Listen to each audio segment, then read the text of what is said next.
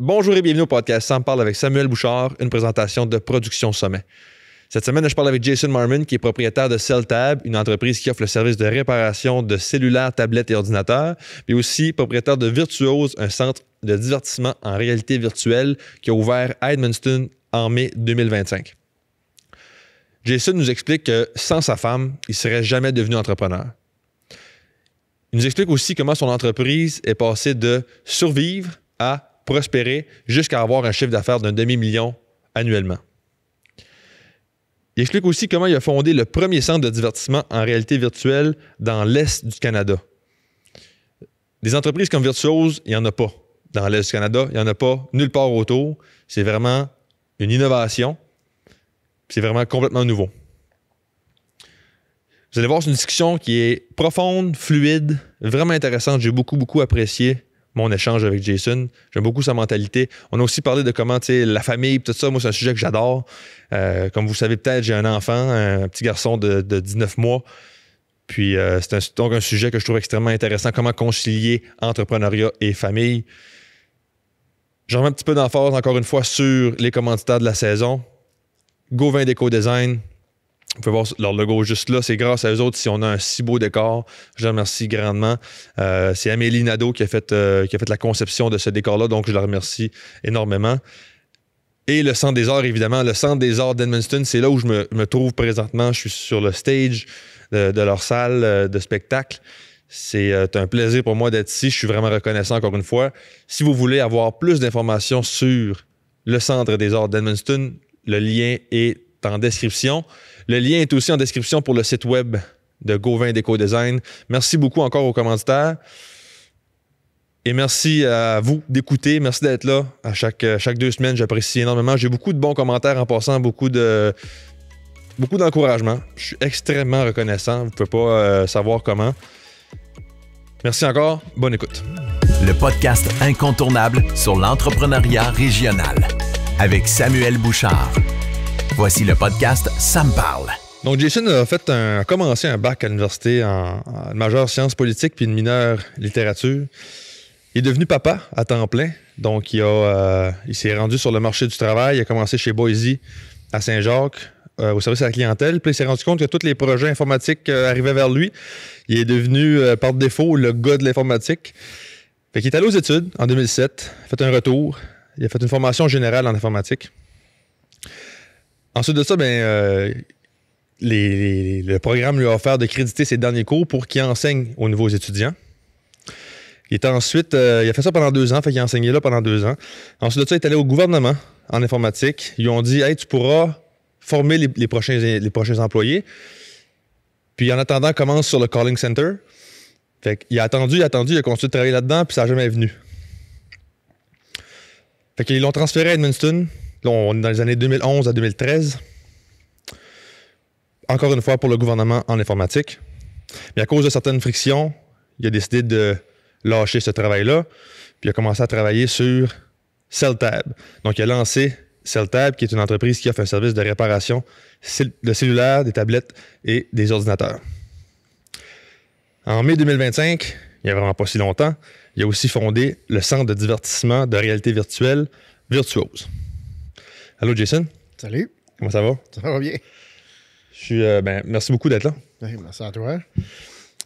Je vais commencer un petit peu justement avec ton parcours. Tu sais, si on commence à 2014, pourquoi tu as décidé de te lancer en business? Pour être franc avec toi, c'est pas moi qui ai décidé de se lancer en business. J'ai tout le temps dit que j'étais en entreprise depuis 2014 à cause de ma femme.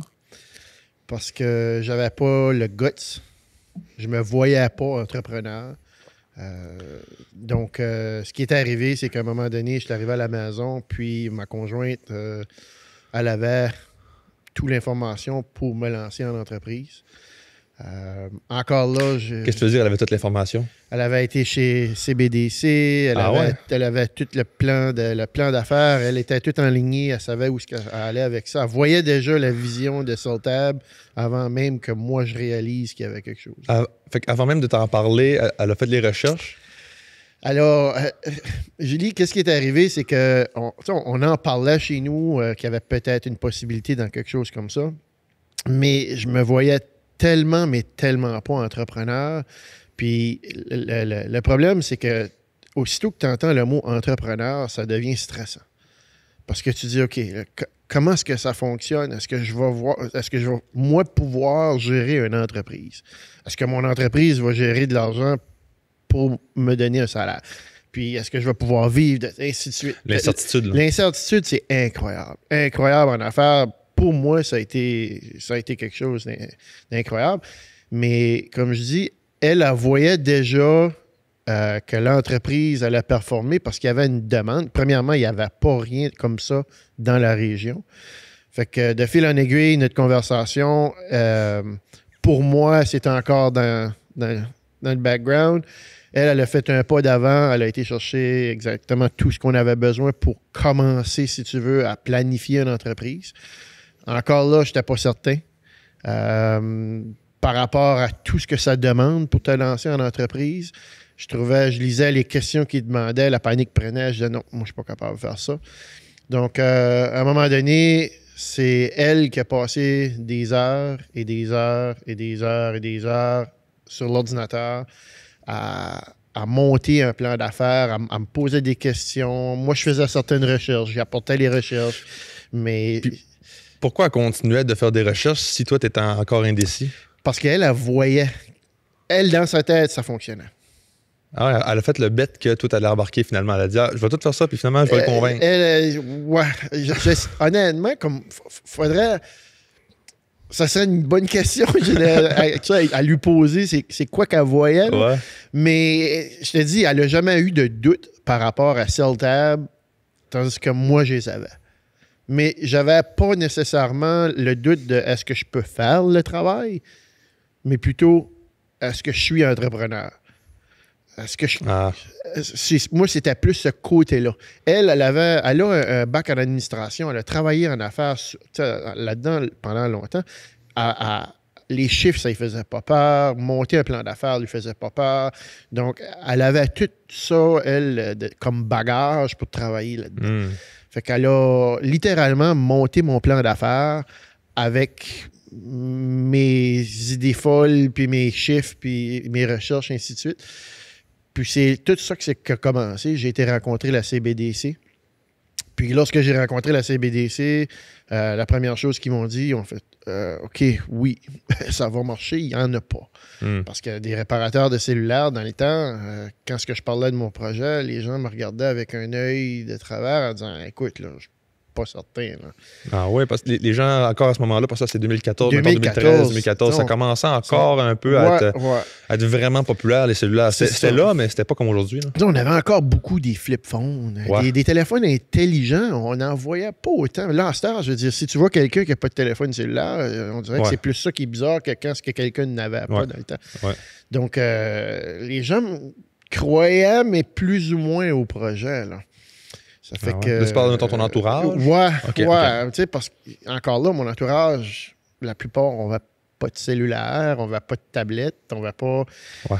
Donc, il y avait déjà des réparateurs d'ordinateurs. Moi, je voulais m'éloigner un peu de ça parce qu'il y en avait déjà. Fait que j'ai dit, pourquoi aller jouer dans le patelin de quelqu'un si je peux trouver quelque chose qu'il n'y a pas?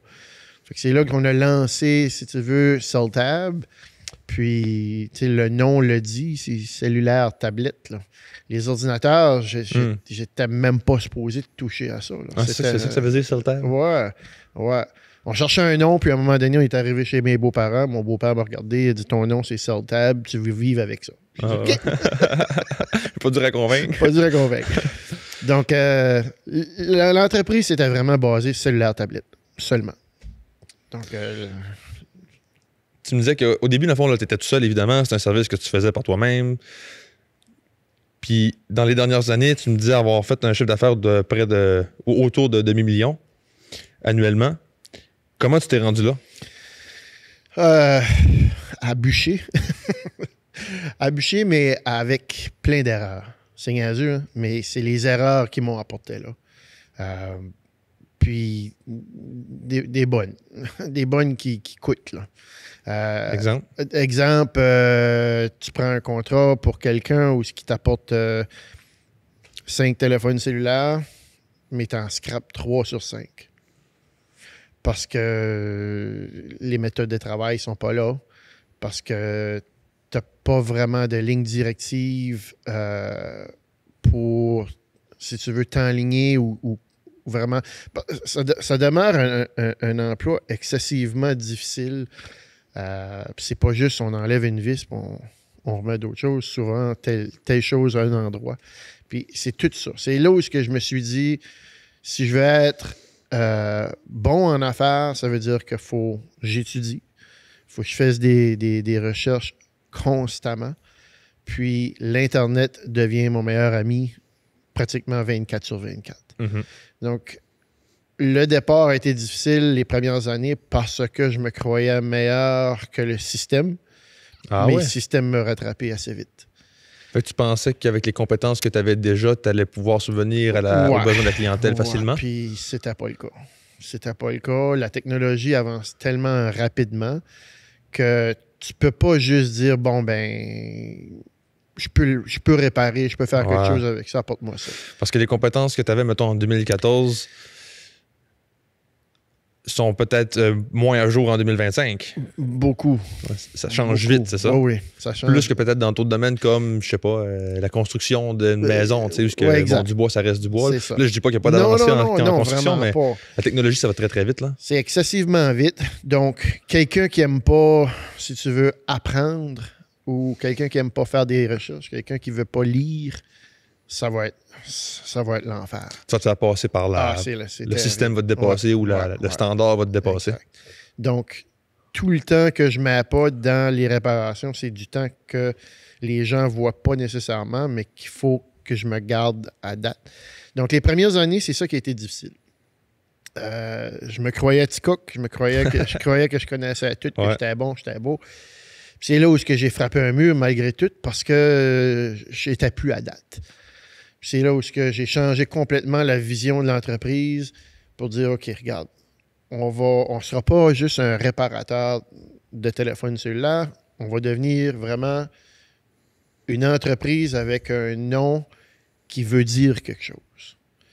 Donc, c'est là où j'ai commencé vraiment à apporter un certain aspect de qualité. Là-dessus, je suis extrêmement sévère sur la qualité du produit, la qualité, comment est-ce qu'on... de réparation, si tu veux. Puis, l'entreprise a complètement viré. Au départ, je faisais tout pour presque rien. Maintenant, je fais ce que je suis bon dedans avec un coût rattaché qui signifie l'expertise puis des bons produits. Donc, des fois, on dit les gens ne veulent pas payer. C'est pas vrai. Les gens ne veulent pas payer pour de la cochonnerie. Mm-hmm. Mais les gens vont payer pour un bon service puis ils vont payer pour des bons produits.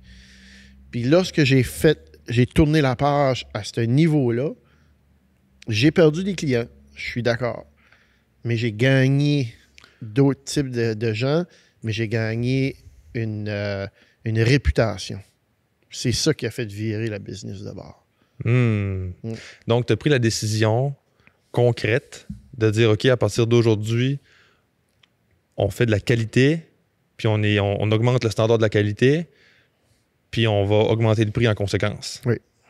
Est-ce que tu as décidé, OK, mettons, je me mets là, puis OK, mes prix sont X, Y, Z, je vais tout monter ça à telle affaire, tout en m'assurant que la valeur qui est donnée au client soit supérieure au prix, tu sais, pour que ça vaille la peine. Tu sais, parce que, encore là, tu peux avoir des pièces vraiment pas chères qui... Le look va regarder OK, ça va être réparé, il va fonctionner, mais est-ce qu'ils vont fonctionner à 100%? Est-ce que c'est vraiment la qualité dont le téléphone ou l'appareil avait auparavant? Non. Il y avait vraiment une différence. Puis, qu'est-ce qui arrive, c'est que tu vas peut-être faire 20 $ sur 10 appareils dans ta journée, mais tu en as 5 qui vont revenir parce que, justement, la qualité n'est pas là. Donc, je préfère en faire 1 ou 2 avec une qualité supérieure que lorsque les gens sortent, je me dis, les probabilités qu'ils reviennent sont rares. Parce que quand il revient, toi, tu n'es pas plus payé. Là. Non. Si tu fais la réparation, puis une semaine plus tard, il revient, il faut que tu finisses ta job. Là. Ben exactement. Tu perds du temps. Là. Tu perds du temps, Là, il faut que tu remplaces de nouveau ton produit. Tu payes des pièces. Tu payes des pièces. Fait qu'en fait, tout ça, quand tu regardes ça, tu as payé le même montant que si tu aurais pris une pièce de haute qualité, des pièces originales. Oui, ils sont beaucoup plus chers, mais le retour est beaucoup moindre. Ça va encore arriver. On est en électronique. Ça arrive encore de temps à autre, mais complètement différent, là. C'est misé sur une qualité puis sur une expertise versus sur on fait n'importe quoi. Puis qu'est-ce qui est arrivé concrètement quand tu as décidé? Parce que là, si je comprends bien, tu as fait ça vraiment comme du jour au lendemain où tu t'es dit, OK, à partir de telle date, on augmente les prix, on change un peu la vision. Qu'est-ce qui est arrivé concrètement? Quel pourcentage, parce que tu me disais que tu as perdu des clients, quel pourcentage de ta clientèle a quitté, mettons? Le pourcentage de clients, c'est qu'est-ce qui arrive, c'est que j'avais des clients. Il y a des clients comme ça partout, puis c'est correct. C'est des clients où ils veulent payer le moins possible, mais avoir une qualité extrême. Extrême. Ils sont pas prêts à payer pour la qualité. Voilà. Okay. Tu sais, là, quelqu'un qui va avoir une BM, mais il veut payer pour une Lada. Ouais. C'est un peu ce même système-là. Là. Tu peux pas. Les deux ne viennent pas ensemble, malheureusement. Tu peux avoir des très bons produits, mais tu vas payer cher, comme que tu peux avoir du moins bon, mais ça vient avec des conséquences. Après ma deuxième année fiscale, tu finis l'année, puis tu as travaillé 4,25 cents pour une pièce. Le but d'être entrepreneur, c'est de faire grossir ton entreprise, mais elle grossissait pas. Là. Oui, j'avais beaucoup, beaucoup de clients. Je travaillais des heures de fou pour arriver à la fin de l'année avec rien. Parce que, justement, les retours étaient incroyables, les produits étaient moyens. Puis c'est là où, après ma deuxième année, j'ai dit, OK, regarde, si c'est ça, être en entreprise, on arrête ça là. Ou, réveille-toi, fais quelque chose, réalise c'est qu'est-ce qui se passe. Puis, j'ai commencé à faire des ententes avec des entreprises de pièces originales. Puis, c'est là où j'ai viré la page, dans le sens que j'ai fait un message sur Facebook à un moment donné que il allait avoir des conséquences sur le prix, que Celtab virait dans un endroit plus expertise, plus... Puis, à un moment donné aussi, j'ai rencontré un monsieur qui m'a dit « Les gens ne payent pas seulement pour une réparation, ils vont payer parce qu'ils ne peuvent pas le faire. Donc, tu as une certaine expertise, et cette expertise-là, il y a un signe de dollar qui se rattache à ça. Si je vais faire changer mon auto d'huile, moi, je ne peux pas le faire. Ça veut dire que je suis prêt à payer pour quelqu'un qui puisse le faire. Il y a quelqu'un qui a une expertise là-dedans qui peut le faire. Ben, c'est un peu dans le même principe chez nous. Si tu viens chez nous, ben, probablement parce que tu n'es pas nécessairement capable de le faire ou que tu ne veux pas le faire, prendre le risque de le faire, et ainsi de suite. Donc, il vient avec une certaine expertise qui a une valeur. Puis c'est là-dessus que je me suis basé. J'ai dit, moi, quand je vais me promener dans la ville, je veux que le nom Celtab se voit comme un endroit professionnel, de haute qualité, avec un excellent service.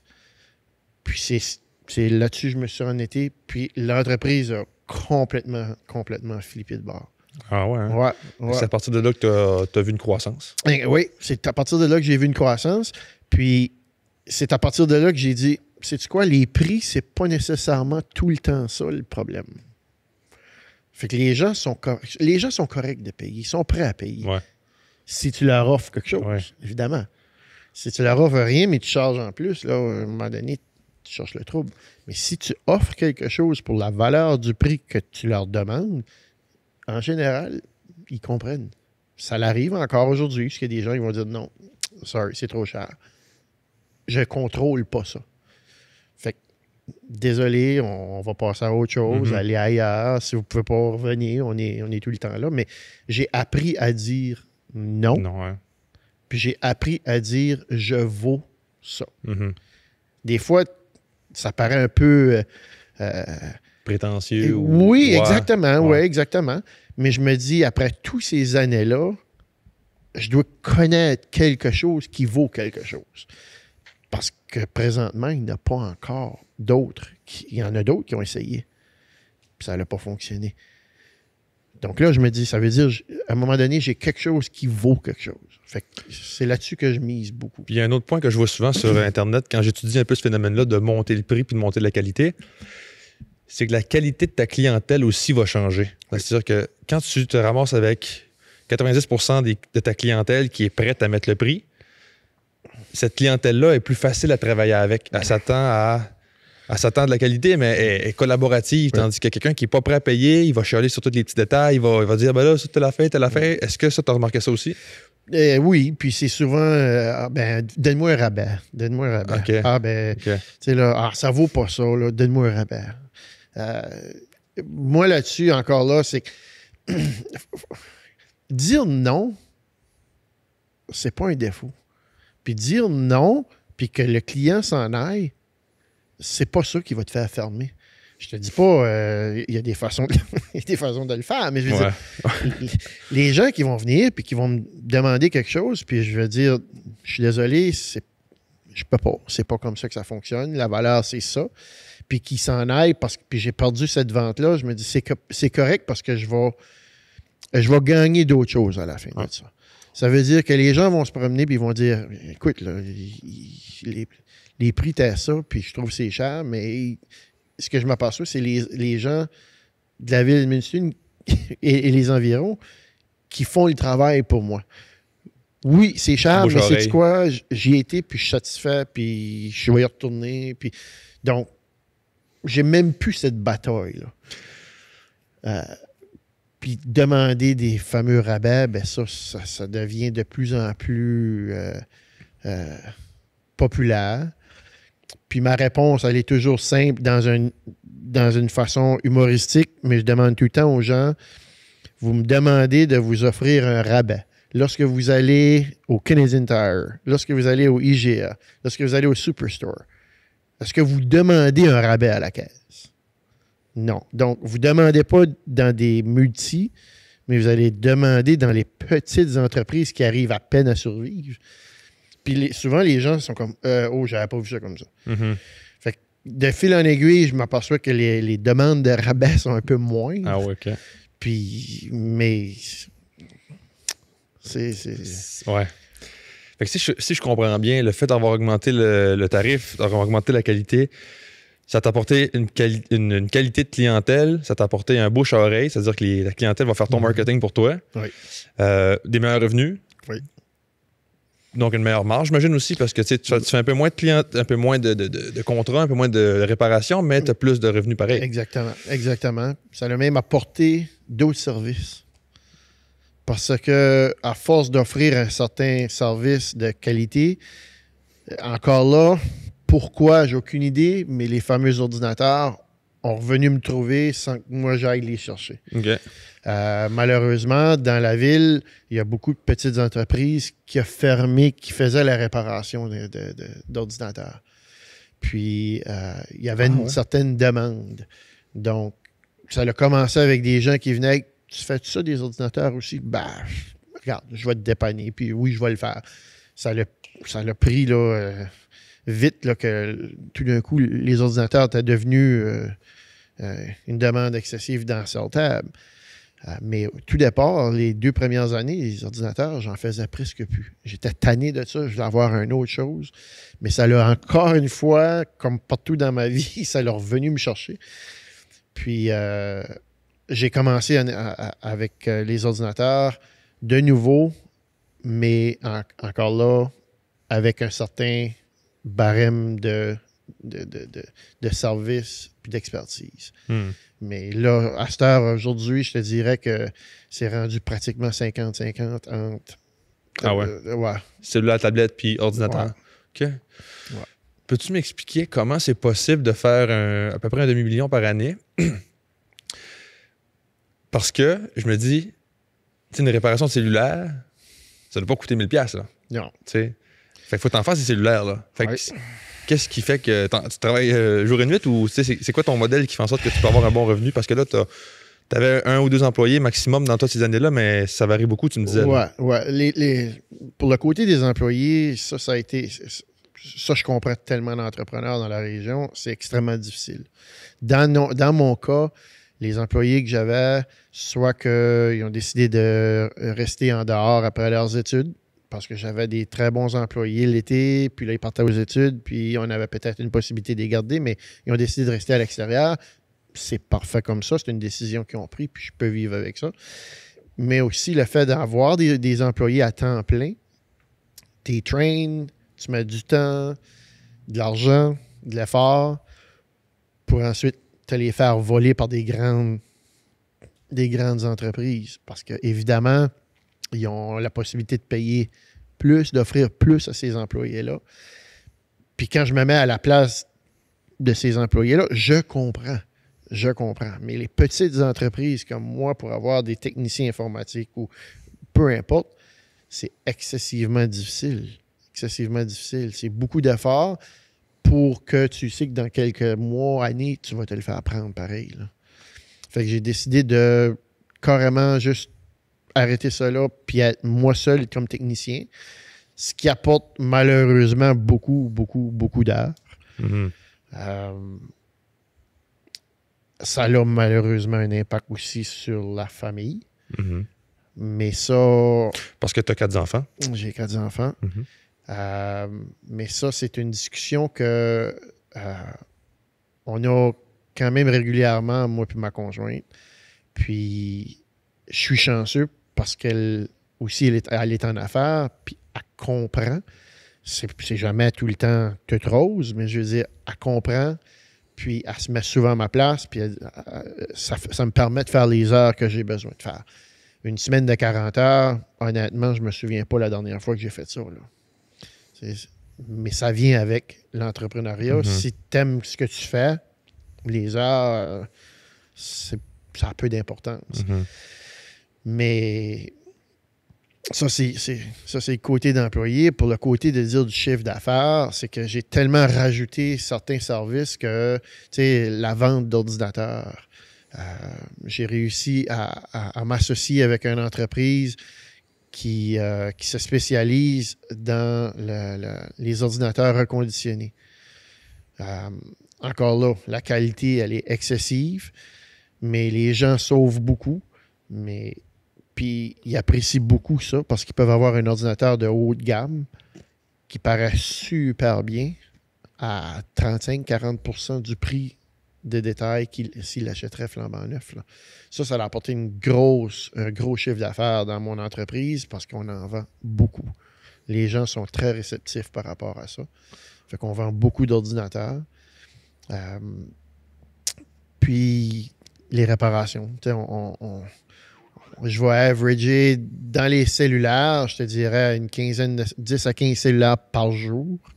Ah oui. Ah oui, ça paraît pas, hein, mais... Ça paraît combien de temps à peu près faire un cellulaire en moyenne?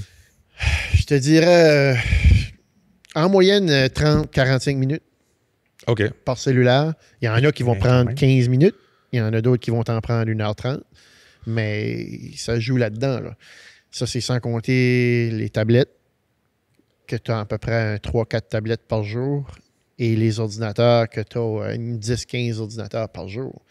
Fait à la fin de la journée, il y a beaucoup de travail qu'il y a à faire. Donc, on ferme à 5h30. Souvent, la porte est fermée, mais on est en arrière en train de travailler, là. Ouais. Mais c'est ça qui a fait monter le chiffre d'affaires, c'est le vouloir travailler. Ouais. Vouloir mettre des heures. En faire plus, ouais. Et avoir une famille qui comprend. Parce que j'en ai dans mon entourage que c'est plus difficile parce que la compréhension est moins là. Fait que l'entrepreneuriat, là, c'est familial, là, je veux pas, là. Ça a un impact sur toute ta famille au complet, là. Mais justement, tu sais, moi j'ai un petit garçon de 19 mois. As-tu des conseils pour moi puis je m'attends d'avoir plus d'enfants, là. Puis je m'attends pas de pas être en business plus tard non plus, là. Fait que est-ce que tu as des conseils pour moi ou un jeune papa, une jeune maman qui veut être en affaires puis avoir une famille? Écoute, c'est plate à dire, mais c'est la chose la plus difficile qu'il y a, c'est de dire, je mets de côté ma famille ce soir parce que j'ai des clients qui ont besoin de moi. La famille, parfois, passe deuxième. Puis ça, c'est une communication entre toi et ta famille qui doit se faire régulièrement. Je te dis pas que c'est tout le temps rose. Ça va accrocher, c'est sûr. On accroche encore. Quand ce que tu appelles ta conjointe, tu dis, écoute, faut que je passe la soirée là, mais ça fait 2 semaines que tu es là, puis qu'ils ne te voient pas, ou que tu peux pas aller au party de l'enfant, ou il y a quelque chose, une activité à l'école, mais malheureusement, toi, tu peux pas y aller. C'est toutes des décisions un peu selfish. Mais moi, c'est ce que je vois de l'entrepreneuriat, c'est qu'à un moment donné, tu dois l'être selfish, mais tu dois l'être en parallèle avec ta famille. Celtab a été beaucoup plus demandant sur ma famille que qu'est-ce que Virtuose va l'être. La raison, c'est que lorsque j'ai lancé Virtuose, la première chose que j'ai fait, j'ai dit, moi, je lance Virtuose pour me rapprocher de ma famille. Donc, mes 2 filles travaillent là. Mon garçon qui a 11 ans vient souvent aider. Il va faire les tests avec moi. Mon petit gars de 7 ans va aussi venir jouer, faire des tests de jeu pour les plus jeunes. Donc, j'essaie de les impliquer le plus que possible. Mais tu as des entreprises qui est plus difficile à les impliquer, comme Celtab, c'était difficile de les impliquer. Ouais. Donc, ça a eu une grosse impact. Mais la communication que j'ai souvent avec mes enfants, c'est que papa fait ça pour vivre, pour vous donner une meilleure possibilité d'avoir des choses, puis que peut-être qu'un jour, vous allez comprendre c'est quoi l'entrepreneuriat, puis que ça va vous intéresser. Mais c'est évident que quelqu'un qui est en entrepreneuriat, c'est un impact direct sur la famille. Mais c'est une décision à prendre. Il y a des jours que tu te lèves et tu dis, ouf, elle est dure aujourd'hui. J'aimerais ça, moi aussi. Là. Pouvoir être assis à la table de la cafétéria avec mes 2 petits gars en train de manger une soupe. Puis de voir le spectacle. Mais j'ai jamais connu ça, moi, là, avec Charlie. Là. J'ai jamais été à l'école voir un spectacle. Là. C'est une décision que j'ai décidée.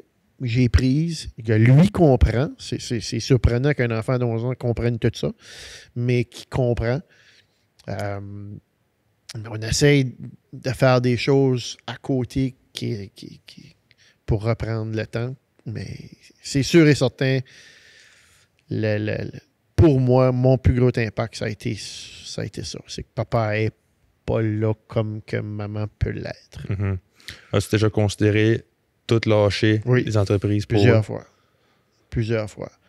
Pas parce qu'il n'y a pas de succès, pas parce que je ne peux pas vivre de ça, pas parce que ma femme n'est pas contente, mais c'est vraiment parce que la famille, pour moi, tu n'as pas d'autre chose de plus proche que ça. Puis c'est elle qui a l'impact direct. Tu sais, je peux être quasiment 1 an sans voir ma soeur qui reste à 3 minutes de chez nous. Fait que moi, c'est cet aspect-là que j'ai trouvé extrêmement difficile. Puis dans les 4 ans que ça m'a pris à lancer Virtuose, je te dirais que ça a été ça la plus grosse chose qui me disait non, tu ne vas pas d'avant avec ça. Parce que je savais que ça allait avoir encore un impact sur ma famille. Avec Virtuose? Ouais. Pourtant, tantôt, tu me disais le but d'avoir lancé ça, c'était pour libérer du temps? C'est que lorsque j'ai commencé 4 ans passés à travailler sur Virtuose, c'était pas ce que c'est tout de suite. Il y a des choses qui ont changé justement pour essayer de mettre ça plus familial, pour que les gens viennent là en famille, mais pour que moi aussi je bénéficie de pouvoir le faire en famille. Parce qu'il y a des choses qu'il allait avoir chez Virtuose qui sont carrément pas là, puis il y a des choses qui sont là que j'ai mis en place, si tu veux, dans les dernières années. Fait que, de mon côté, si j'aurais à lancer une 3e entreprise, encore là, il va falloir que ce soit familial. Ouais. C'est le critère numéro 1. C'est mon critère numéro 1. Ouais. Je mets beaucoup de temps. Je suis encore là souvent. Oui, ça a encore un impact sur ma famille. Sauf que souvent, si j'ai besoin d'être là le samedi après-midi, mes 2 gars vont être là. Ouais, c'est ça. C'est ça la différence. Un genre de compromis entre... Exact. Puis on s'entend que 2 garçons avec un casque VR en train de faire des tests. On n'a pas besoin de s'astiner longtemps pour les apporter. Là. Non, c'est ça. En plus, c'est la place pour amener des enfants là, entre 10 et 18, mettons. Là. Est-ce que le but, ce serait de éventuellement délaisser CellTab pour... Tu sais, considérant que Virtuose verrait bien puis il y a un succès phénoménal, par exemple. Est-ce que l'objectif serait de délaisser CellTab pour passer tout ton temps là-bas puis passer plus de temps en famille? Ça m'a été offert, ça m'a été parlé, on a des discussions par rapport à ça. Mais CellTab, c'est comme mon 5e enfant, ça. Ouais. C'est extrêmement difficile à laisser aller. Donc, te dire le laisser aller, je suis pas là encore. Je suis pas prêt à ça. Par contre, d'avoir quelqu'un là qui puisse faire ce que je fais à temps plein puis que moi, je puisse me retirer un peu, ça, j'aimerais ça. Ça serait très intéressant. Mon inquiétude, c'est est-ce que la personne qui va être là peut donner un service personnel et professionnel autant que qu'est-ce que moi, je me demande. Mm-hmm. Puis, c'est l'aspect où j'ai le plus de difficultés. De demander à mes employés d'offrir ce que moi, j'ai dans la tête comme standard. Ouais. Puis, on ne peut pas demander ça. C'est difficile de demander ça. Tout le monde est différent. Tout le monde a leur façon d'approcher quelqu'un ou d'approcher un certain dilemme, une certaine solution, peu importe. Mais moi, dans ma tête, ça va de A à B, de B à C, puis c'est comme ça qu'il faut que ce soit. Puis je suis en train tranquillement de réaliser qu'on n'est pas tous pareils. Mais de laisser aller CellTab, c'est ça qui m'attache encore, c'est le fait de dire, si je suis pas là, est-ce que le service va être le même?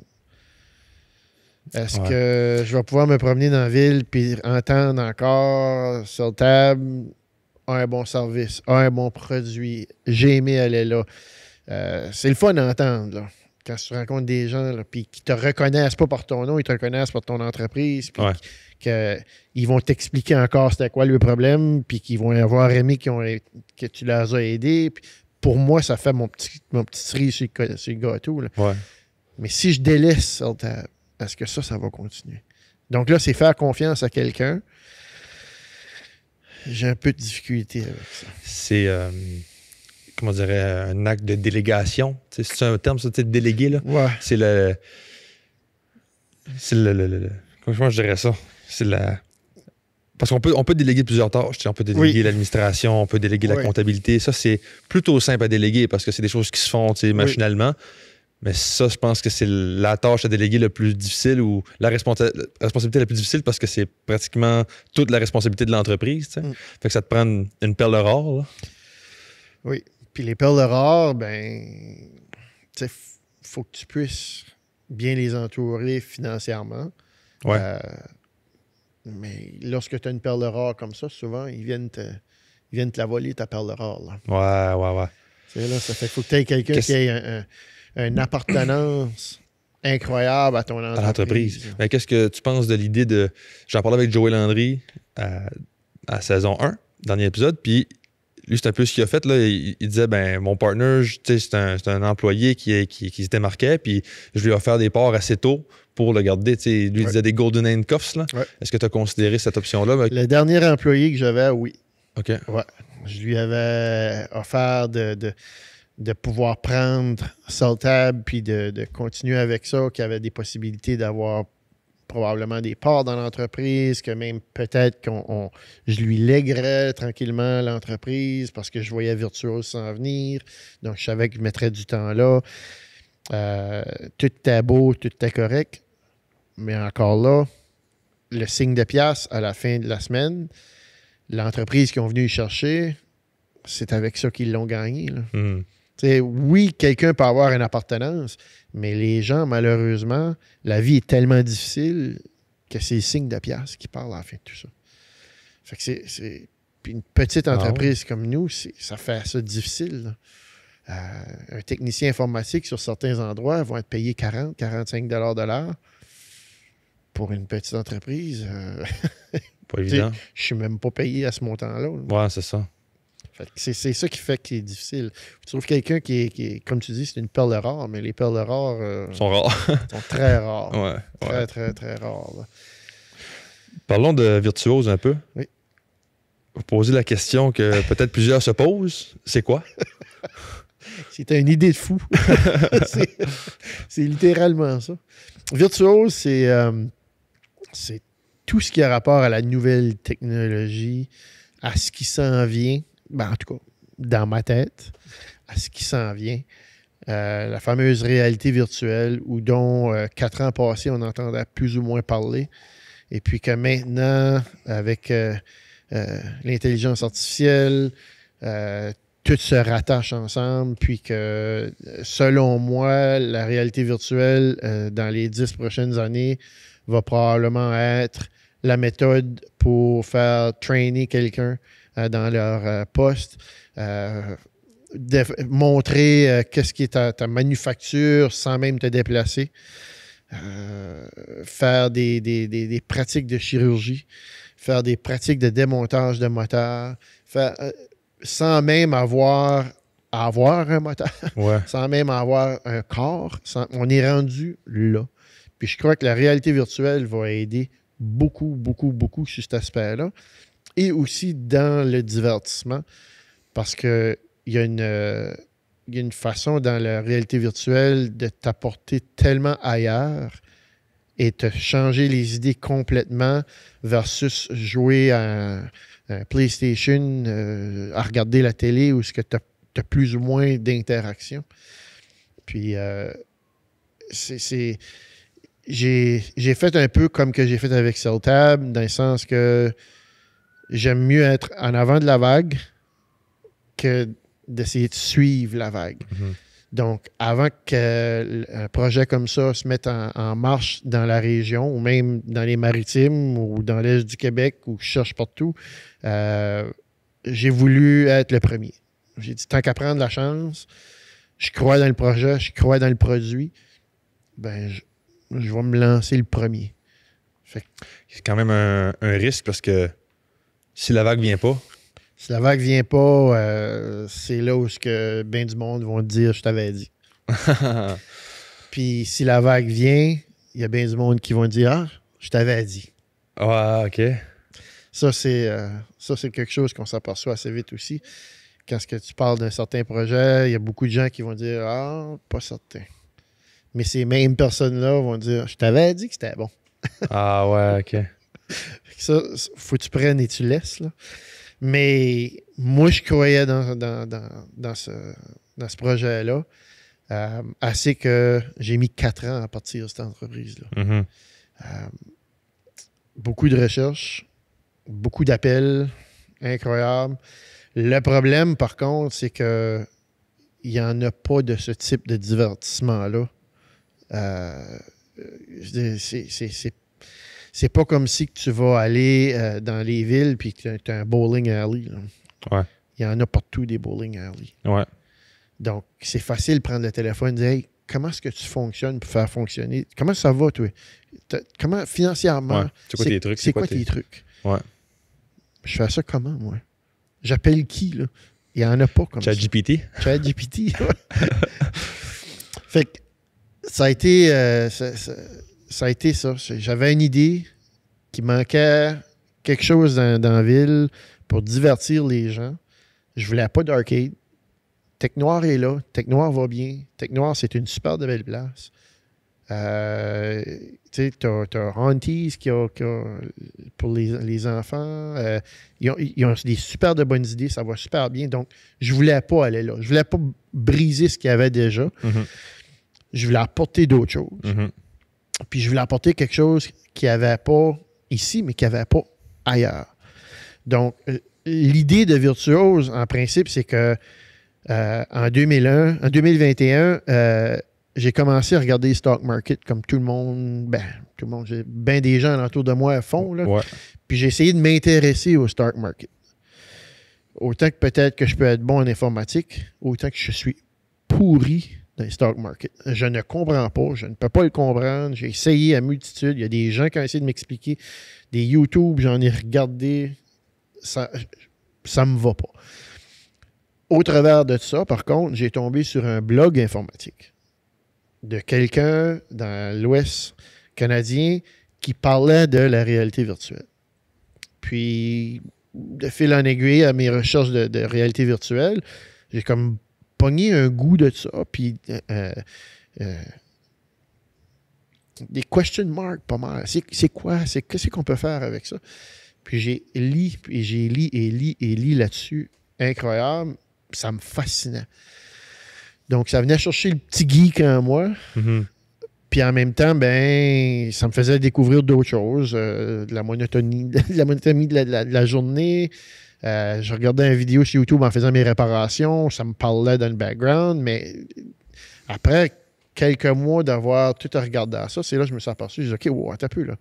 Je suis plus addicté à ça que je pense. Fait que j'ai lâché la question du stock market. J'ai commencé à aller voir la technologie derrière ça. Puis, c'est là que je me suis aperçu que, OK, ça s'en vient, là, ça s'en vient vite. Là. Parce que dans la première fois que je regardais à ça, versus un an après, c'était incroyable, c'était exponentiel. La croissance, le développement. C'était épouvantable. Puis, partout ce je lisais, c'est le futur. Tu sais, Sony travaille là-dessus, Meta travaille là-dessus, tout le monde travaillait sur ça et ça et ça et ça. Donc, tu dis, OK, là, il y a un dénominateur commun quelque part, il faut que je le trouve. Puis,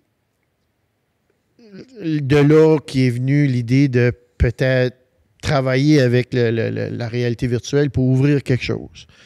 Puis, dans mes recherches, c'est là où je me suis aperçu que dans le Canada au complet, il n'y avait pratiquement rien.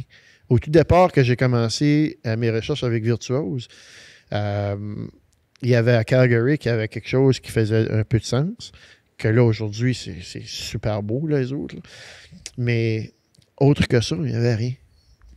Des petites entreprises ici et là qui avaient un service à offrir dans la réalité virtuelle, mais pas rien d'exceptionnel. Donc, j'ai été me promener un peu. Comme je te dis, il y a du monde avec des entreprises de réalité virtuelle dans l'Ouest qui doivent me trouver tannant, là, parce que je les ai appelés assez régulièrement. Puis, c'est là que je me suis aperçu qu'il y avait une niche pour quelque chose. Encore là, je suis quelqu'un qui aime pas faire comme les autres. Donc, j'ai dit, qu'est-ce que je peux faire pour apporter la réalité virtuelle, mais qu'il n'y a pas ailleurs? Parce qu'Edmundston, on n'est pas grand. Puis si je fais comme ailleurs, je ne vivrai pas. Ça va être difficile. Les gens vont aller ailleurs, ils vont le faire. Même qu'ils viennent à Edmundston, ils vont dire, on l'a fait, on était à Québec, on était là, on était là. Fait que j'ai pris plusieurs idées d'entreprises au Canada qui étaient dans la réalité virtuelle et j'ai tout mis ça dans le même bateau. J'ai dit, bon, j'ai tout ça à travailler avec. Qu'est-ce que moi, je crois qu'il pourrait survivre puis qu'il n'y a pas ailleurs? C'est de là que j'ai commencé le projet de Virtuose. C'était aussi simple qu'à un moment donné, j'avais du laser tag. Là. Mais c'était pas en réalité virtuelle. Donc, j'ai décidé que je me bâtissais seulement en réalité virtuelle. Si les gens veulent faire du laser tag, il y en a plein partout. Ouais. Mais tout ce qui se passe dans Virtuose, je voulais à tout prix que ce soit tout le temps réalité virtuelle. Donc là, aujourd'hui, si, mettons, je me rends chez Virtuose, là, puis je demande l'intérêt, qu'est-ce qui va m'être présenté comme attraction disponible? Ben, dans ton premier plancher, c'est ce qu'on appelle les simulateurs. Okay. Donc, tu t'assois, nous, on dit aux clients, sit down and enjoy the show. Okay. Tu t'assois, nos employés font tout. Ça, c'est une autre des choses. On ne veut pas que les gens viennent et qu'ils doivent faire de quoi. On veut que les gens viennent, qui rient, qui crient, qui s'amusent, mais qui ne pensent à rien et qui s'occupent de rien. Donc, les gens s'assoient, on leur prépare tout, on les lance, puis ils vivent une expérience sensorielle. Donc, c'est pas juste je mets des lunettes puis je me promène dans un roller coaster. Tout le monde peut faire ça assis dans leur salon. Je voulais avoir quelque chose d'un peu plus. Encore là, qui apportait une certaine qualité. Fait que c'est sensoriel dans le premier plancher, les simulateurs. Donc, ça peut t'apporter à vibrer du vent, ça te touche, ça te bouge. Donc, tu es vraiment inclusif dans la simulation. Fait que visuellement, là, c'est comme un genre de... Pour avoir vu des photos, là, si je comprends bien de ce que tu me parles, il y a comme 4 sièges un à côté de l'autre. Les gens sont assis dans ces sièges-là, côte à côte. Ils ont chacun un casque de réalité virtuelle. Puis ce qui est vu, ce que les gens voient, fit avec ce qu'ils ressentent avec la sensation du siège. Exact. Mais tu sais, tu as différents modèles. Tu en as un que ça peut être une voiture.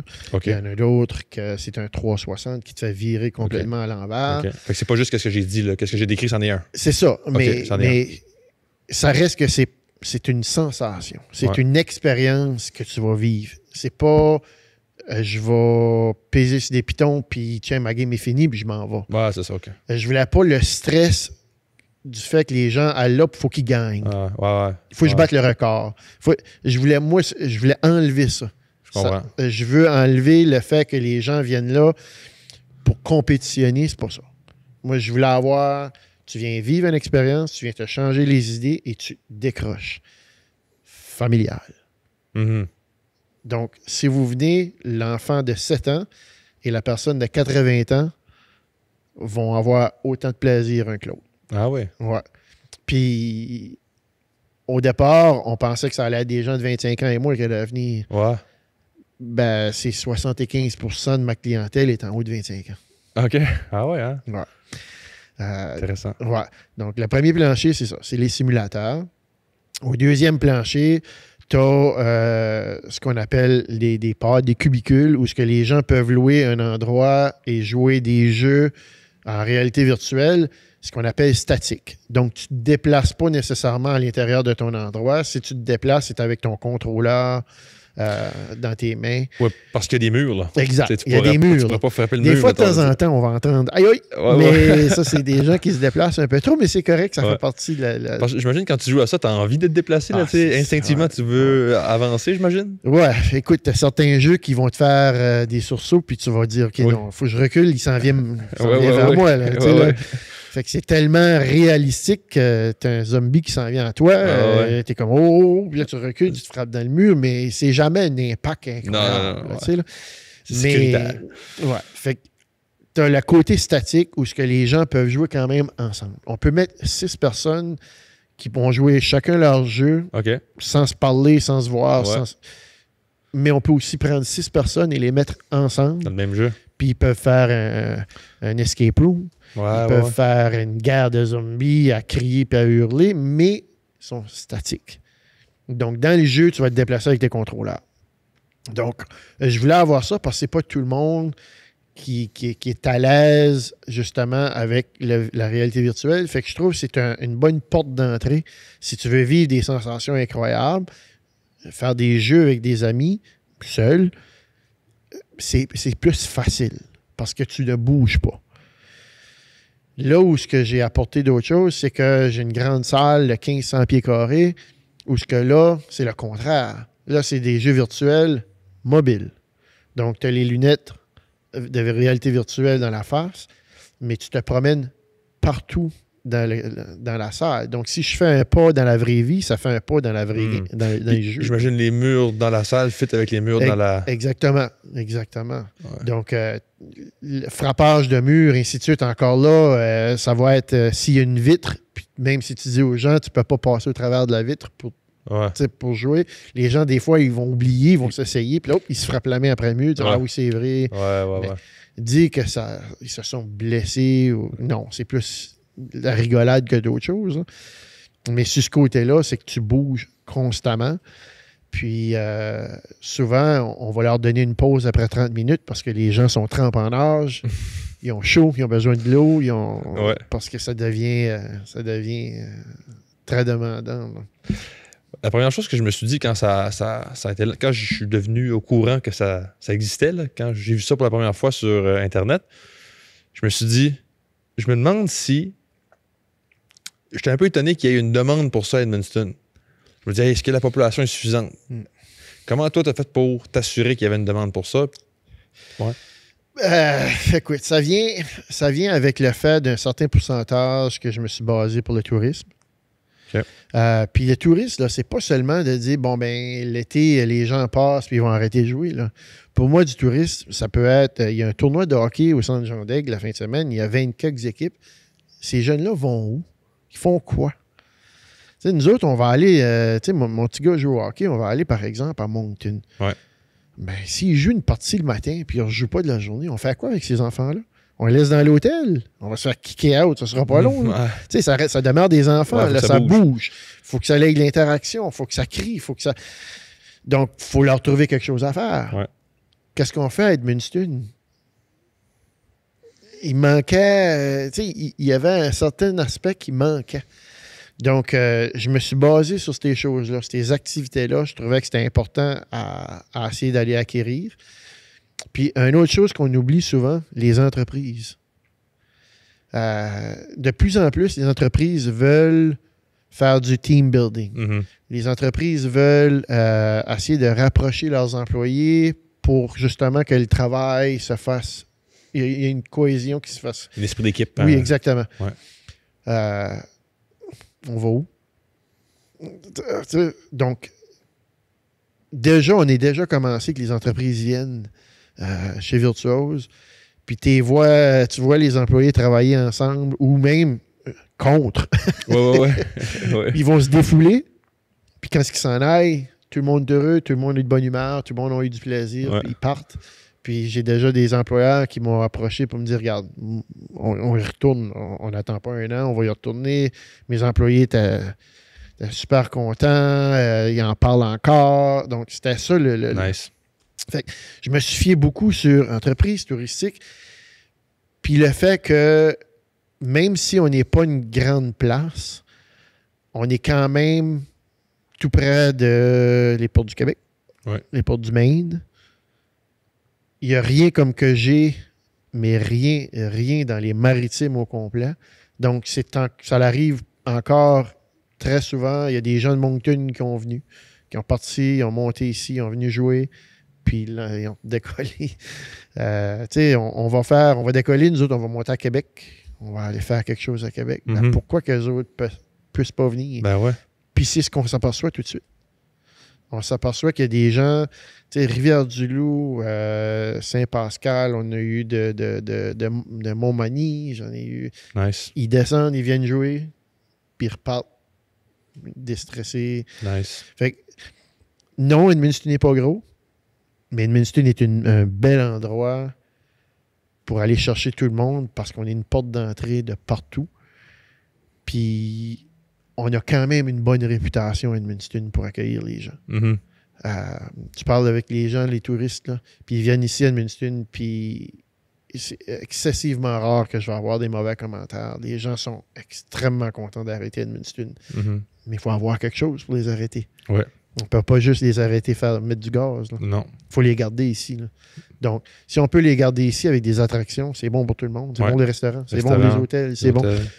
Voilà pourquoi que je trouve que c'est bon d'avoir certains partenariats ou de pouvoir tous s'aider parce que tout le monde est gagnant là-dedans. Absolument. Tout le monde est gagnant. Parlant de partenariat, quand on lance une entreprise, une des stratégies utilisées, c'est de créer des offres à plus bas prix ou de rendre ça accessible parce que les gens sont souvent réticents à un nouveau service, à une nouvelle attraction. Ça a été quoi, toi, ta stratégie pour attirer justement de la clientèle qui ne sait pas c'est quoi? M'affilier avec mes compétiteurs. Ah ouais? C'est rien dur à dire, hein, mais qui sont? Tech Noir. On travaille, on collabore ensemble souvent. Donc, moi, s'ils viennent chez nous, je vais leur offrir, n'oubliez pas d'aller chez Tech Noir. Tech Noir, même chose. Ils vont aller voir là-bas. Bird va écouter, il y a un nouvel endroit, vous devriez aller voir ça. Donc, si on peut s'aider, pourquoi se nuire? Les deux peuvent survivre. Là. Ouais. Si on travaille ensemble, les deux peuvent survivre. Ouais. L'autre façon aussi, c'est qu'au lieu de baisser les prix, puis de dire venez nous voir, puis que là, les gens s'habituent à ce prix-là, puis là, après ça, tu remontes ton prix, tu perds ton client pareil. Okay. Habitue-les à ce que tu as. Offre quelque chose, par exemple. Lorsque les gens viennent chez Virtuose, ils filent que c'est familial, ils filent d'un, ça prend 2 minutes, puis la gêne est partie. lorsqu'on a pris nos employés, qu'on a trouvé nos employés, c'était primordial d'avoir des gens avec beaucoup de charisme puis D'entre-gens. Puis, quand vous allez rentrer chez Virtuose, là, surprenez-vous pas qu'il y ait un employé qui s'en vienne dans le courant, les mains dans les airs. Hey, allô, allô, allô. Puis, même si on les connaît pas, là, Ouais. on veut avoir cet accueil-là. Cet accueil-là. Donc, on vise encore là sur un certain service. Puis, les fameux partenariats, ben, on a commencé à faire certaines petites choses qui mettent en valeur les entreprises de la région. Puis Virtuose leur offre certains produits, des cartes de jeu, ainsi de suite. Donc, Virtuose paraît aussi, et l'entreprise paraît bien, se fait connaître par l'entremise des réseaux sociaux au travers de Virtuose. Puis, ça crée un certain partenariat. Donc, certaines places vont dire, ben, pourquoi j'irai ailleurs? Eux, ils sont ici, ils nous aident, ils nous mettent sur leurs réseaux sociaux, ils parlent de nous. On va aller faire un petit tour. Ouais. Puis de bouche à oreille, comme ça grandit. On a encore des gens qui nous appellent de l'extérieur, qu'ils nous ont entendu parler d'un des posts des réseaux sociaux. Ouais. Michigan, des gens de Michigan qui s'en venaient, qui regardaient les réseaux sociaux avec l'algorithme, vu que tu arrives dans ton coin, ben là, c'est des choses de la région qui apparaissent. On a apparu, ils ont arrêté, ils ont venu jouer. Fait que c'est tout cet aspect-là. Mais je pense qu'il faut arrêter de dire qu'Edmundston est une petite ville puis que c'est difficile. Il faut commencer à dire Edmundston, c'est une petite grande ville parce qu'on est l'entrée de tout. Puis on est du bon monde pour accueillir les gens.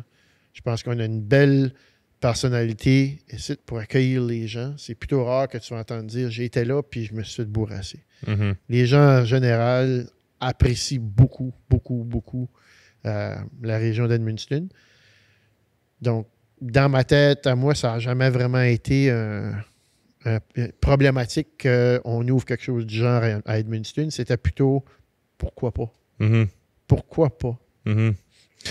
Puis en plus, en fait, si je ne me trompe pas, c'est dans le même bâtiment que Celtab. Oui, exact. Est-ce que tu appartiens au bâtiment? Non. Est-ce que c'est dans les plans? J'aimerais ça. Honnêtement, j'aimerais ça. Mais encore là, en entrepreneuriat, ça peut aider qui tu connais et quel type de relation, pas nécessairement business, même des relations personnelles. C'est des choses qui peuvent t'apporter grandement. J'aurais pas accès à ce building-là si un de mes très bons amis n'aurait pas cru dans mon projet puis qui n'aurait pas été d'avant avec l'achat de cet établissement-là. Donc, le propriétaire, c'est un de tes amis? Ouais. Ce qui est le second best thing après l'appartenir toi-même, là, c'est avoir un ami qui est... Puis, c'est ça. Puis, ça a été lui-même qui a approché, qui a dit, regarde, on va trouver quelque chose, mais pas avoir eu cette relation-là avec cette personne-là, tu récoltes ce que tu sèmes. Donc, c'est un peu ça qui est arrivé. Fait que cette personne-là est approchée puis a cru beaucoup dans mon projet. Je me dis, ça sera ma façon à moi de t'aider pour ton projet. Mm-hmm. Évidemment, côté business, ça serait préférable que je possède le building. Ouais. Mais il y a beaucoup, beaucoup de sous rattachés à ça. Oui, évidemment. Virtuose est quand même un projet de 3/4 million. Mm-hmm. Fait que là, à un moment donné, les sous, ça devient difficile. Faut que tu gères ton cash flow aussi en même temps. Là. Tu peux pas juste tout acheter toute la ville. Là. Donc, ton entourage t'aide beaucoup. Ouais. Comment ça va depuis le mois de mai? Est-ce que tu te dis, hey, on est sur la bonne voie, ça va bien, ou ça va mieux qu'on pensait, ou ça va-tu durer? Comment que... Avoir eu cette discussion-là à la fin juillet, je t'aurais dit, dans 2 semaines, regarde-moi, je vais probablement avoir perdu 50 livres. Juin, juillet a été plutôt difficile. Par rapport, on a eu une belle été. Il fait 35 dehors. c'est certain que les gens vont préférer être sur le côté d'une piscine versus être à l'intérieur d'un building en train de jouer à des jeux. On est nouveau. L'idée est nouvelle. Il n'y a rien comme ça. Donc, les gens sont extrêmement intimidés par l'établissement. Donc, on a beaucoup d'éducation à faire. Puis, lancer l'entreprise comme ça en plein été où ce que ça devient tes mois plus morts, si tu veux, c'était une grosse bouchée, là. On s'aperçoit que plus que le mois d'août avançait, plus les journées, la noirceur approchait plus rapidement, le froid un peu plus, les gens allaient moins en vacances à l'extérieur. Donc, on s'est aperçu qu'il y avait un achalandage un petit peu plus élevé. Et de semaine en semaine, on s'aperçoit que là, ça devient encore de plus en plus occupé, là. Donc, on s'enligne dans la bonne direction. Mais juin et juillet, on était en dessous de ce qu'on avait prédit. Mois d'août, on est pas mal près de ce qu'on aimerait au début, là. Septembre s'annonce quand même assez bien, là. Donc, j'ai l'impression que va peut-être falloir faire des petites choses pour que l'été devienne un peu plus occupé, mais ça fait partie intégrante de ce type d'entreprise-là. Même si tu parles avec des gars qui sont dans l'affaire, fait des années, comme James Gallant, il va te dire, là, son cinéma, l'été, c'est plus mort. Ouais. Qui est compréhensible. Ben oui. Tandis que quand ce qui mouille, là, on a un petit achalandage de gens qui viennent. Ouais. Fait que, tu sais, c'est à apprendre aussi pour nous autres quel temps de l'année qui va être préférable, quelle heure de la journée qui va être préférable, quelle journée dans la semaine qui va être préférable, quelle activité que les gens cherchent dans un temps, dans un autre temps. Donc, on est encore en train d'étudier le marché, si tu veux, là. T'es jamais à 100% quand tu lances une entreprise. Donc, je pense que l'année va nous en dire gros, mais on est dans une bonne direction. Puis là, tout de suite, je suis pas inquiet que Virtuose va fonctionner. On rentre dans le segment Braillon du podcast avec une question par rapport à la culture brayonne, par rapport à des Brayons en affaires. Question assez large. Comment se démarque la communauté d'affaires brayonne?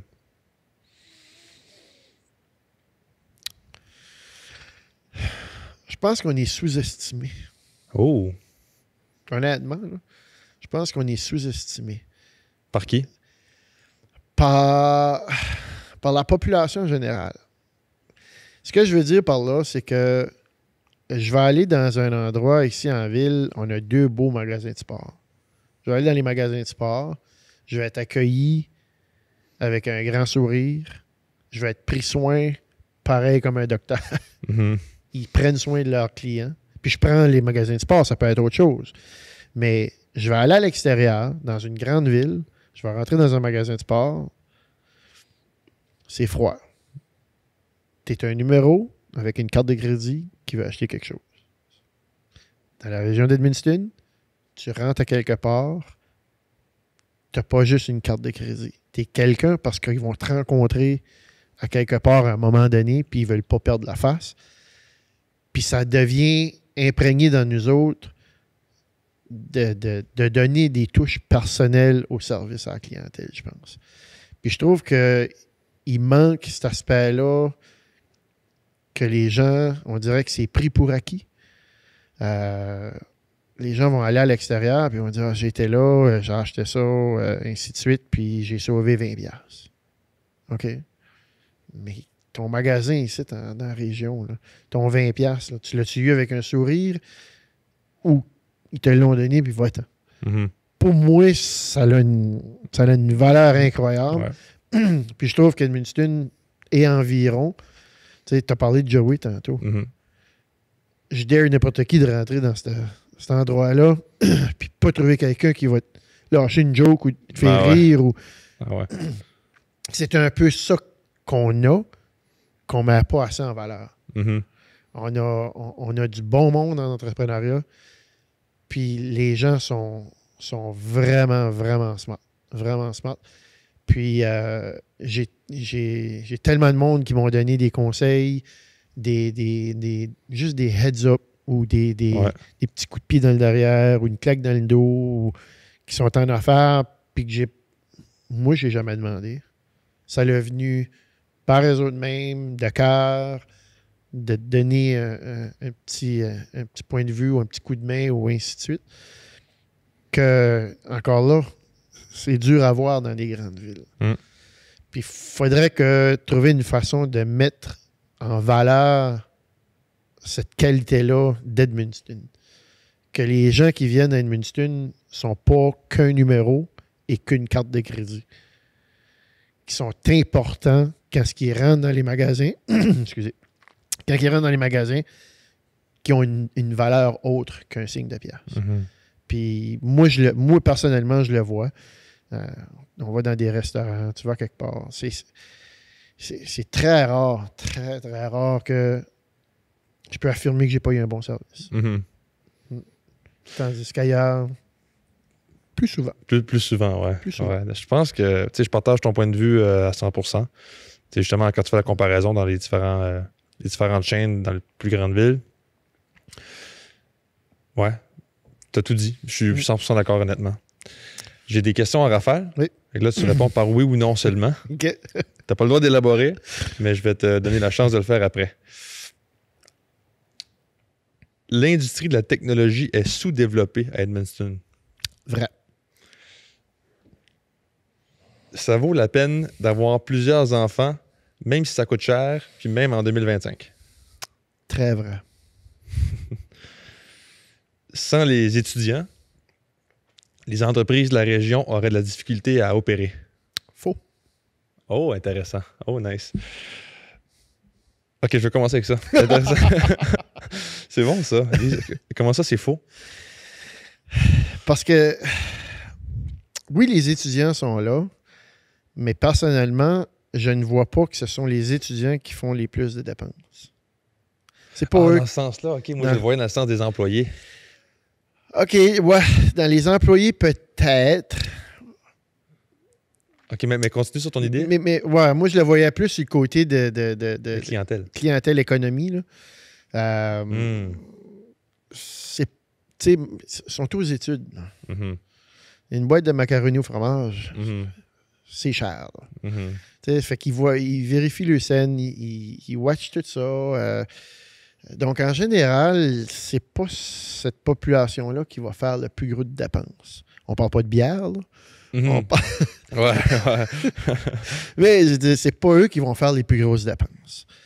Côté employé, personnellement, je trouve ça difficile quand tu as des employés qui sont aux études, parce qu'ils sont souvent aux études, mais ils ont aussi un sport ou une activité parascolaire. Donc, il faut que tu jongles avec tout cet aspect-là. Là. Donc, tu as peut-être besoin de 3 employés, mais il t'en faut 10 pour pouvoir finir la semaine. Ça devient difficile sur le training, ça devient difficile sur la qualité de service, ça devient difficile sur tout ça parce que quelqu'un qui va passer 3 heures dans ton entreprise à travailler n'aura peut-être pas l'appartenance de quelqu'un qui va en travailler 30 heures. Ouais. Fait que c'est cet aspect-là que je trouve qui est difficile. Ouais. Je dis pas qu'ils sont pas bons, loin de là, on a besoin d'eux, mais je trouve ça, côté employeur, je trouve ça extrêmement difficile de jongler avec tout ça. Donc, c'est pour ça que je dis économiquement, non. Employeur, très difficile. Ouais. Puis l'industrie de la technologie est sous-développée à Edmundston? Vrai? Ouais, moi je pense que oui. Je pense que oui. Sauf que je le comprends parce que la technologie, c'est extrêmement dispendieux. Extrêmement dispendieux quand tu veux développer quelque chose pour t'améliorer technologiquement. Les coûts sont incroyables. Je le vois juste avec ma petite business que j'ai startée. Qui aurait dit que tout ça aurait coûté 3/4 million et on ne compte pas le building? Là. Ouais. Tu comprends? Fait qu'une entreprise veut dire, bon, ben OK, on va éliminer certaines choses puis on va augmenter notre technologie pour nous aider. c'est pas qu'ils veulent pas. Je pense que c'est plus l'aspect du pouvoir et non du vouloir. Là. Mais je crois qu'il y a encore place à amélioration côté technologie dans la ville d'Edmundston. Est-ce que ça vaut la peine de développer ce secteur-là, étant donné la grosseur de la ville? Dans certains secteurs, non. On a été à l'extérieur, puis on a vu, meilleur exemple, un fameux robot qui va te servir ta bouffe. Ouais. Moi, je trouve ça froid. Ouais. Oui, il y a de la place à amélioration côté technologique, mais la technologie, elle a sa place à ne pas être aussi. Ouais. Quand je parlais tantôt qu'Edmundston, on est accueillant, on est chaleureux, on a des belles personnalités, ben, si tu le remplaces par un robot, tu ne l'as plus. On perd ça, ouais. Fait que, oui, il y a de la place à amélioration. Est-ce qu'on doit y aller? À quel prix? Là? Et voilà. C'est ce côté-là qu'il faut se poser la question. Puis ma question peut-être préférée, ça vaut la peine d'avoir plusieurs enfants parce que je répète, t'en as 4, qui est pas commun aujourd'hui. Non. Mais moi, je pense que oui, c'est dur. J'ai des amis qui en ont aussi 3, 4, puis ils vont te le dire. C'est difficile. Monétairement, honnêtement, je pense pas que c'est ça mon plus gros défi avec le fait d'avoir plusieurs enfants. C'est la question que de nos jours, en 2025, si ton enfant ne fait pas partie d'une activité parascolaire, il est regardé de travers. Donc, c'est là où que ça devient un petit peu plus difficile. C'est le jonglage entre le travail, les sports, les activités parascolaires, l'école avec leurs activités, la famille qui veut faire des... C'est tout ça qui est un petit peu plus difficile. Mais un coup que tu as établi une certaine routine, si tu veux, ça ne devient pas plus difficile. À un moment donné, moi, la façon dont je le vois, c'est que je mets beaucoup de travail dans mon entreprise, mais ma famille demeure quand même une certaine entreprise, donc il faut que je mette beaucoup de travail là-dedans. On va passer des heures et des heures dans des arénas. On va passer des heures et des heures ailleurs. Mais à la fin de tout ça, quand tu es à la maison puis que tu parles avec tes jeunes qui ont eu telle chose est arrivée. Ah, j'ai ri quand ça l'est arrivé, ou j'ai pleuré parce que ça l'est arrivé, ou t'en as 4 qui vont t'en compter. Là. Puis à 70 ans, même que je suis assis sur ma chaise, là, puis que je regarde ça, puis j'ai eu 4 beaux enfants en santé, puis c'est eux autres qui vont venir me voir, puis qui vont me conter toutes sortes de choses qui sont arrivées, bon, pas bon, peu importe. Pour moi, ça a une valeur significative au-delà d'un montant financier que ça va me coûter des élevés. D'un autre côté, je suis quand même très, très reconnaissant du fait que j'ai des enfants en parfaite santé. Ça peut être probablement plus problématique si tu as des enfants malades. Moi, je suis chanceux. Puis j'ai aussi des enfants qui sont quand même excessivement vaillants. Donc, j'ai pas à me battre avec eux autres pour que ça aille travailler. Ça veut travailler. Est-ce que c'est des valeurs qui ont été acquises au travers de tout ça? Je pourrais jamais le dire. Mais moi, mon but avec le fait d'avoir plusieurs enfants, c'est ça. C'est quand je vais me barcer dans ma vieille chaise, là, puis que je vais avoir mes enfants, mes petits-enfants, ça va être ça mon accomplissement. L'entreprise, c'est une chose, mais avoir tous tes enfants-là autour de moi, à crier, à hurler, ça va être ma vraie accomplissement. Fait que moi, je crois dans plusieurs enfants. Il y a beaucoup de gens autour de moi qui me disent que je suis fou, mais si tu enlèves le côté financier, il y a possibilité d'avoir plusieurs enfants. Puis je le souhaite à plusieurs personnes. Absolument. Moi, je suis 100% d'accord avec ça. C'est un peu mon objectif aussi d'avoir le plus d'enfants possible, selon ce que je vais être capable d'avoir. Là, puis en tout cas, selon tous les facteurs de la vie, puis si la vie le veut, là, évidemment. Mais je pense que des fois, dans ma génération, on a tendance à... Comment je dirais? On va mettre ça de côté un peu plus, sous prétexte que ça coûte cher, sous prétexte qu'il faut couper des responsabilités, que c'est difficile. Mais je pense que d'éviter la difficulté, ça t'apporte pas nécessairement plus loin que de l'embracer puis de passer à travers quelque chose qui est plus difficile. Je pense que plus tard, ça vaut la peine. Comme tu as dit, tu fais quoi quand tu as 55 ans puis tu n'as pas d'enfant pour venir te voir, tu as peut-être bossé une belle carrière, c'est le fun. Puis je suis le premier carriériste, là, je suis le premier à dire que je suis pro-carrière, mais c'est le fun de bâtir une belle carrière, mais quand tu as 55 ans, tu es tout seul ou 60, 65, peu importe, là, 80, là, ben qui va venir te visiter, là? Ta carrière, non. T'sais. Mais je pense que ça vient aussi avec les générations. OK. Je regarde là, les générations après moi, ils ont quand même une certaine mentalité où ce que la personne va faire, je dois aller faire une game de golf ou je dois jouer mon sport 3 fois semaine. Donc, si j'ai des enfants, je pourrais plus. Je trouve qu'il y en a un petit peu trop encore, que les gens, autant qu'avant, c'était je ne fais plus rien, je ne fais que la famille. Mm-hmm. Là, on dirait que c'est rendu sur un tournant où c'est ouais, je vais avoir un enfant, mais peut-être pas plus parce que je ne veux pas m'empêcher de vivre. Mm-hmm. Puis c'est correct, c'est la décision que les gens vont prendre. Mais lorsque tu t'arrêtes 2 secondes, puis tu regardes ça aller, puis tu fais tu vas vivre une activité pareille. Là. Que tu sois assis dans les estrades ou que peu importe, tu vas vivre l'expérience pareille. Tu vas vivre l'activité pareille. Que ton enfant ait un succès ou non dans un sport, dans une activité, c'est quelque chose de phénoménal. Là. Ouais. Tu vas le vivre toi aussi. Tu vas peut-être gagner une coupe. Mais que ton enfant passe au travers de ça puis qu'il gagne, je te le garantis.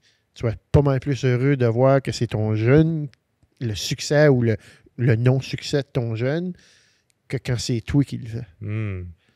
Fait que, moi c'est là où je suis, c'est que de voir mes enfants avoir quelque chose, meilleur exemple, vite, ma fille vient de s'acheter sa première voiture. Elle-même, à elle, pour elle, de elle. J'étais plus excité, j'étais plus content que lorsque moi, je m'achète une voiture. Mm-hmm. Parce que là, veut pas, il y a quelque chose que j'ai réussi dans la vie. Si mon enfant était capable de savoir une voiture à 20 ans, à le payer elle-même, ça veut dire que j'ai un succès quelque part. Mm-hmm. Puis c'est là-dessus que je vise. C'est là-dessus que je trouve qu'on délaisse un peu. Là. On a tendance à être un petit peu selfish dans le sens qu'il ne faut pas trop qu'on m'impacte. Ouais. Mais c'est une décision à prendre. Mais selon moi, il va y avoir un tournant. Mm-hmm. Selon moi, les gens vont commencer de nouveau à réaliser que des enfants, c'est pas un fardeau. C'est une responsabilité que tu apprends à vivre avec. Mais c'est de toute beauté. Là. Même si papa est là moins souvent, c'est de toute beauté. Là. Mm-hmm. Mm-hmm. Fait que, meilleure chose que quelqu'un peut faire, s'il peut, c'est définitif, c'est d'avoir plus qu'un ou 2 enfants. Très bien dit, je partage ton opinion à 100%. Merci beaucoup, Jason, pour avoir participé au podcast. Je trouve ça c'est une très, très belle discussion. J'en ai appris beaucoup sur ton parcours, mais aussi sur ta vision des choses, tes entreprises. Super intéressant. J'aime beaucoup ta mentalité aussi. Fait que, encore une fois, merci beaucoup. C'est apprécié. Merci à toi. C'est le fun qu'on a cette opportunité-là. Encore là, on est chanceux d'avoir ça à Edmundston, puis de l'avoir si facilement, de pouvoir te parler encore là. On va se rencontrer à l'extérieur, on va pouvoir se parler dans une grande ville. Oui. Tu passes à d'autres choses. Absolument. Ouais. Absolument. Très bien dit. Merci, Jason. Merci.